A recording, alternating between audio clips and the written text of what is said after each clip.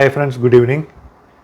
நம்ம ஒரு கருப்பு கண்ணாடியை போட்டுக்கிட்டு எந்த ஒரு பொருளை அல்லது நபர்களை பார்த்தாலுமே கூட அந்த பொருளோ நபரோ கருப்பாக தான் தெரியும் அல்லது தெரிவார்கள்.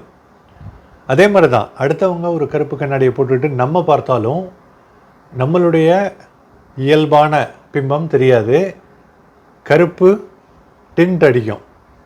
கருப்பு சார்ந்து தான் நம்மளுடைய பிம்பம் தெரியும். ஏன்னா அதுக்கு காரணம் நம்ம இல்லை, அவங்க போட்டுக்கிற கருப்பு கண்ணாடி.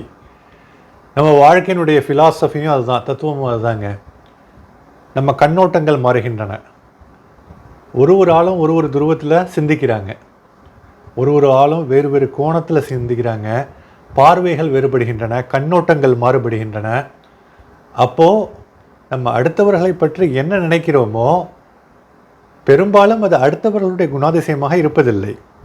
மாறாக நம் கண்ணோட்டத்தின் வெளிப்பாடாகவே இருக்கிறது. ஒரு ஆள் நல்லா இருக்கார், நல்ல கேரக்டர் தான். திடீர்னு ஒரு நாள் பனைமரத்துக்கு கீழே பாலை குடிச்சிட்டாருங்க, அவ்வளோதான். அவர் பனைமரத்துக்கு கீழே கல்லை தான் குடித்தார் அப்படிங்கிறோம் நம்ம பார்க்கின்ற பார்வை. ஆனால் யார் என்ன கண்ணாடியை போட்டு எந்த கண்ணோட்டத்தில் நம்ம பார்த்தாலும் நம்ம மனசாட்சிக்கு நம்ம சரி அப்படின்னு சொல்லிட்டு நமக்கு தெரிஞ்சால் சட்டை செய்ய வேண்டிய அவசியமே இல்லை. ஜஸ்ட்டு யார் அப்படி சொல்கிறார்களோ நினைக்கிறார்களோ அவர்களை புறக்கணித்து விட்டு புறந்தள்ளி விட்டு போய்கொண்டே இருக்கலாம் நம் வாழ்வில்.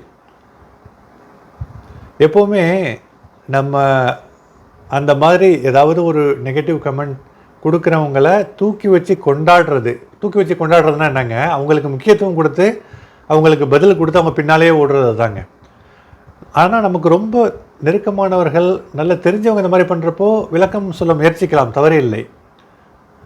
ஆனால் யாருன்னே தெரியாமல் எப்படா ஒரு ஆள் கவுத்து விடலாம், எப்படா ஒரு ஆள் சாய்வான் வீழ்வான் அப்படின்னு சொல்லிட்டு பார்த்துக்கிட்டு அதற்கான கமெண்ட்ஸை ரெடியாக வச்சுக்கிட்டு கல்லை விட்டுருகின்ற இந்த உலகத்தில் எரியப்படுகின்ற ஒவ்வொரு கல்லுக்கும் பதில் சொல்ல வேண்டிய அவசியம் நம் யாருக்கும் இல்லை. அதை விட சிறப்பான வேலைகள் நம் வாழ்வில் செய்ய வேண்டிய வேலைகள் நமக்கு நிறைய இருக்கின்றன. புறக்கணித்தல், இத்தகையவர்களுக்கு நமது முக்கியமான பதில் புறக்கணித்தல், புறந்தள்ளுதல். பெரும்பாலும் புறக்கணிப்பும் புறந்தள்ளுதலும் யார் நம்மள்கிட்ட அந்த ஒரு விரக்தியை உண்டாக்கணும்னு நினைக்கிறாங்களோ அவங்கள அப்படியே விரக்திக்கு உள்ளாக்கிடுது. என்ன காரணம்னா, நம்ம அவங்கள கோவப்படுத்த நினச்சோமே, உணர்ச்சி வசப்பட செய்யணும்னு நினச்சோமே, அது நடக்கலையே. அந்த புறக்கணிப்புக்கு நம்ம எப்போவுமே ரெடியாக இருக்கணுங்க. அதை செய்யணும். நம்ம தூக்கி வச்சுக்கிட்டு கொண்டாடுறதுனால தான் அடுத்தவங்க அவங்க நினச்சதை சாதிச்சதான் நினச்சி பெருமிதப்படுறாங்க. நீங்கள் என்ன நினைக்கிறீங்க? உங்கள் கருத்துக்களை கமெண்ட்ஸில் பதிவிடுங்க. தேங்க்யூ கைஸ் ஃபார் வாட்சிங்.